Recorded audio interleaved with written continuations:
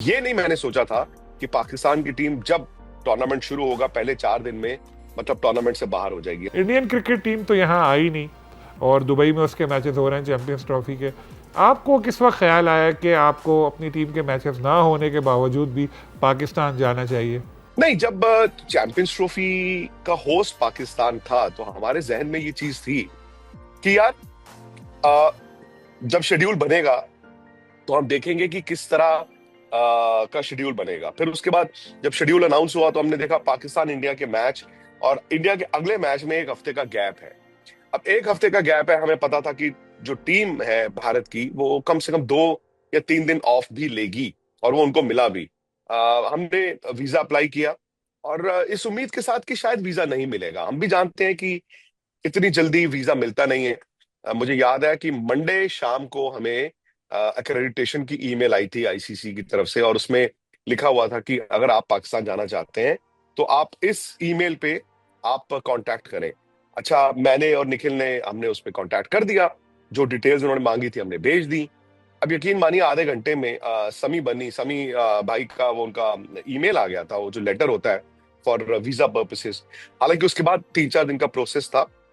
तब भी मुझे लगा था कि शायद नहीं होगा, बट अचानक से हुआ।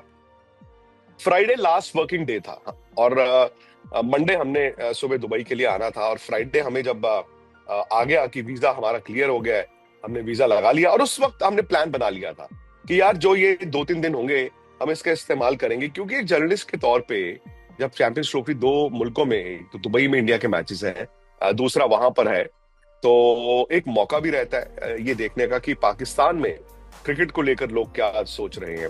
और ये नहीं मैंने सोचा था कि पाकिस्तान की टीम जब टूर्नामेंट शुरू होगा पहले 4 दिन में मतलब टूर्नामेंट से बाहर हो जाएगी। हमें ये था कि भाई मतलब शायद उनका और बांग्लादेश का मैच जो होगा बड़ा एक्साइटिंग मैच होगा, उस पर शायद क्वालिफिकेशन ना लगी होगी।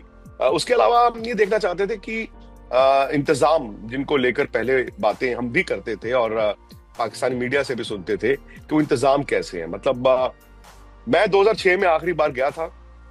शायद 2006 में जो फैसिलिटीज थी उस टाइम पे ठीक थी। फिर ये खबरें आई कि फैसिलिटीज नहीं है, ग्राउंड शायद आउटडेटेड हो गए हैं, तो वो अपनी आंखों से आप देखना भी चाहते थे कि क्या चल रहा है क्या नहीं चल रहा। प्लस जब पाकिस्तान हार ही गया तो मैंने देखा बहुत तनकीद वहां पे पाकिस्तान में थी। कुछ एक प्लेयर्स का मैंने भी इंटरव्यू किया और वो इंटरव्यू देखे भी गए।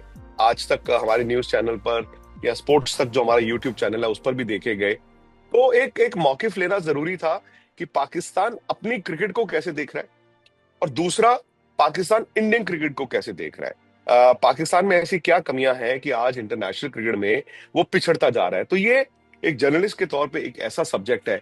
वैसे मेरी आपकी बात होती रहे, हम टीवी पे मैच देखते रहे, वो अलग बात है, लेकिन जब आप जाके देखते हैं, आम लोगों से बात करते हैं, तो आपको पता चलता है। और शायद पाकिस्तान के लिए अनफॉर्चुनेट है, तकरीबन 20 साल 80s और 90s में पाकिस्तान ने इंडिया को डोमिनेट किया।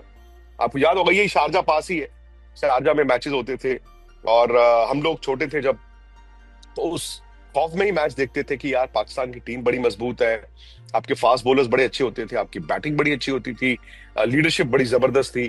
तो अब जब 2000 के बाद पहले इंडिया बराबर आया, फिर इंडिया ने डोमिनेट करना शुरू किया, तो ये सारी चीजें थी। और 2004 में हम तो सीरीज जीते थे, वनडे भी जीते थे, टेस्ट मैचेस भी जीते थे। 6 में जब गए थे तो टेस्ट मैच इंडिया लास्ट जो डिसाइडर था कराची, वो डोमिनेट करने के बावजूद पाकिस्तान ने कम बैक किया, जीता। फिर वनडे सीरीज आपको याद होगा, युवराज सिंह धोनी, ये वो जमाना था, तो वो सीरीज इंडिया जीता था। तो अब मतलब मुझे ये देखना था कि पाकिस्तान क्रिकेट में खड़ा कहाँ पे है, और वो उसका काफी हद तक अंदाजा हमें ये 3 दिन में वहां पर हुआ।